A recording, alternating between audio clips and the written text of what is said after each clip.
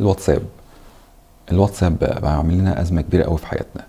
بقيت تحس انك دايما طول اليوم مربوط بشغلك، او مربوط بكونكشنز، منها فيك ومنها حاجات بتسبب لك ازمات كتير في حياتك، وبيعمل مشاكل كتير في العلاقات بيننا وبين زمايلنا واصدقائنا واسرنا كمان. الواتساب بلاش واتس.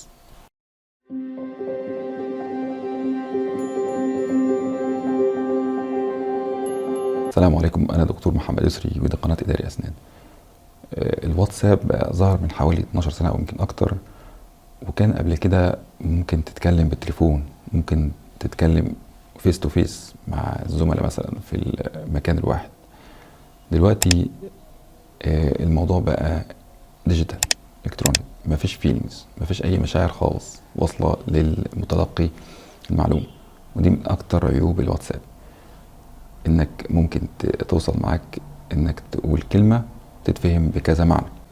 على سبيل المثال، هقول كلمه دلوقتي او جمله بسيطه خالص، هي ممكن تنزل مكان الشغل بكره، بس بكذا طريقه. هي بتتكتب كلمه بسيطه سيمبل على الواتساب، لكن ليها كذا اسلوب او كذا طريقه للتعبير الجسديه والفيشل اكسبريشنز والتعبير الجسدي. ممكن تنزل الشغل بكره، ممكن تنزل الشغل بكره، ممكن تنزل الشغل بكره. هي 3 طرق، يبقى اكتر، ممكن اكتر من طريقه طبعا، لا تسع المقام النهائي اذكرها. بالتالي هي جمله واحده، بس لو من ورا الشاشه في تعبير او فيلينجز كتير اتغيرت، بتتفهم عند المستقبل غلط، توصل له غلط. هو قصده ايه؟ طب انا ما سمعتش. فدايما وقت الخلاف افصل الواتس، ما تسمعش، ما تكتبش على الواتس حاجه، وما تقراش رسائل الواتس، لان بيبقى فيها هجوم كبير. وقت بتلاقي الدنيا بايظه وانت اتفهمت غلط واللي قدامك فاهم غلط، او انت فاهم الدنيا غلط، اقعد مع الشخص احسن من التليفون، مكالمه تليفونيه فيس تو فيس. اقعد معاه وقول له انا في مشكله، ايه اللي وصلنا للنقطه دي، ايه الازمه اللي بينا، عايز اعرف انت تقصد ايه. لازم تتكلم معاه وفي حضور زمايلك مثلا، عشان يبقى الامور ايه، سهله وواضحه وبسيطه. هتلاقي الامور اتحلت والموضوع ابسط من كده خالص، ما فيش اي قصه اصلا.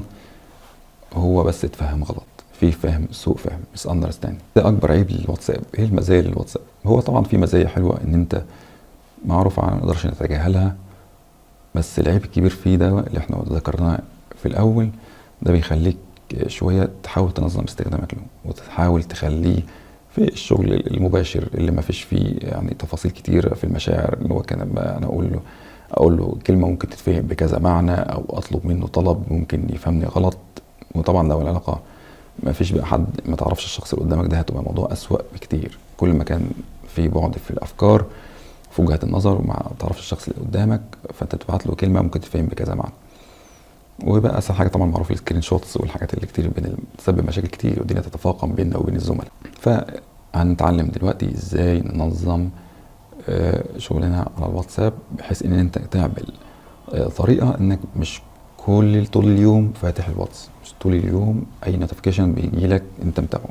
هتبقى كده انت وايرد، مربوط بيه، في كأن حد حاطط سلك كده في دماغك وانت مربوط بالشغل. لا، هنعرف ازاي نقدر نحدد لنا، نعمل تايم بلوكينج للشغل بتاعنا. شوفوا دلوقتي على السكرين، هتشوفوا دلوقتي هنكمل الفيديو دلوقتي وهتشوفوا على التليفون ازاي اقدر احدد ده. هنيجي من السيتنجز، نعمل تيرن اوف للنوتيفيكيشن الواتس، زي ما انا هعمل كده دلوقتي. لو نوتيفيكيشن تيرن اوف، نرجع تاني ندخل على جوجل كالندر ونعمل حاجة اسمها ايفنت. نختار الايفنت ونضيف عندنا، نكتب بقى زي ما احنا عايزين. مثلا ممكن مثلا زي ما انا هكتب دلوقتي، متابعة واتساب، او متابعة واتس شغل بس. وبعد كده هنحدد الوقت طيب مثلا ممكن نص ساعة أو ربع ساعة زي ما انت عايز. مثلا هعمل افتراضا كده من 8 مساء زي ما حضراتكم شايفين، الى ممكن اختار مثلا ل8:30 مثلا زي ما هنعمل دلوقتي. نختار الساعة وبعدين المينتس الدقايق، حتى بدل 29 بدل 30 افضل. نعدلها من 29 30، خليها 8:30 مثلا عشان نبقى دقة شوية، لان اكيد مفيش دقيقة مش هتفرق. بعد كده نطلع برا زي ما انا عمل. كان في مثال قديم عمله استقبال واتس وايميلات التجاوب معها، يظهر لنا بالشكل ده على الكالندر. طيب النوتيفيكيشن تظهر ازاي؟ هيجي لنا نوتيفيكيشن وقتها قبلها بفترة استقبال واتس وايميلات والتجاوب معها، مثلا زي ما انا كنت عامل كده مثلا. يبقى اول حاجة هنعمل غلق اشعارات الواتس، وتاني حاجة تحديد وقت معين لمتابعة العمل على الواتس. اول حاجة من السيتنجز، وتاني حاجة من جوجل كالندر. من المزايا اللي ممكن نذكرها للواتساب برضو ان هو سهل كتير من روتين العمل.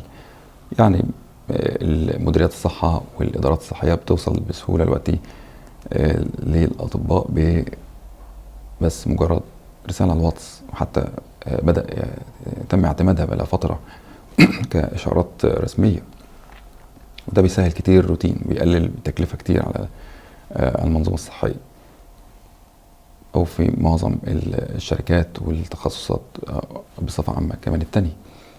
بدل ما كان الأول الطريقة التقليدية إن هو أبعت رسالة بريدية مثلا، أو قديم بقى مثلا تليفون أو الكلام ده ممكن يبقى مش متاح، فبقى أسهل حاجة رسالة على الواتس. هو ده طبعا بقى يعمل مشكلة وضريبة كبيرة أوي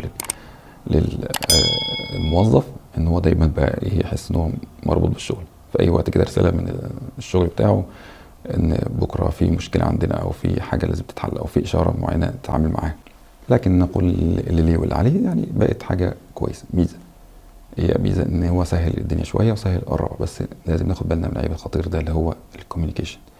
مشاكل الكوميونيكيشن في الواتس ما تخلوش كوميونيكيشن، خليه كده حاجة سوليد للشغل بتاعك. مثلا في طريقة معينة للشغل هتتعامل بيها، او في سيستم معين هنمشي عليه بس. لكن ككوميونيكيشن بيننا وبين الزملاء، وقصة مثلا الجروبس بتاعت الواتس، جروب العمل ديت، قصة جروبس العمل خليها دايما يعني واضحة كده، ما بقاش فيها مشكلة. يعني تكتب حتى نيتك او تكتب ايموشنز حتى قد ما تقدر يعني.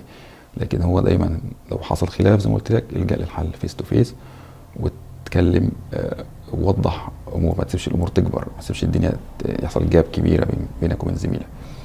حاول توصل نقطة ان انا فعلا ما كنتش اقصد، او حتى تكلم لو هو حصل منه نقطة اقول له انت كنت تقصد ايه، فيس تو فيس كده وفي وسط زمايلك، عشان ما يحصلش اي مشاكل او اخطاء اكبر وتتفهم غلط تاني، يبقى المشكله تكبر. بعد ما اتعلمنا دلوقتي ازاي نتعامل مع الواتساب عشان دايما ما نبقاش وايرد طول اليوم، او مربوطين بسلك بالشغل، لان انت من غير ما تاخد بالك ده موجود على التطبيق على الموبايل دايما في ايدك، ودايما ذهنك يبقى مشغول. لا، انت عندك وقت لاسرتك، وعندك وقت البرايفت بتاعك بالليل، وهكذا عندك امور حياتيه كتير، عندك وقت ترفيه لنفسك انت، ان لبدنك عليك حق.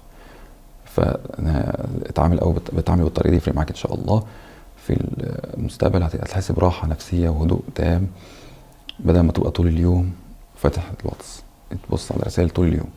اتمنى يكون الفيديو عجبكم، ونلقاكم قريبا ان شاء الله على قناه اداري اسنان. شكرا للمتابعه، السلام عليكم ورحمه الله وبركاته.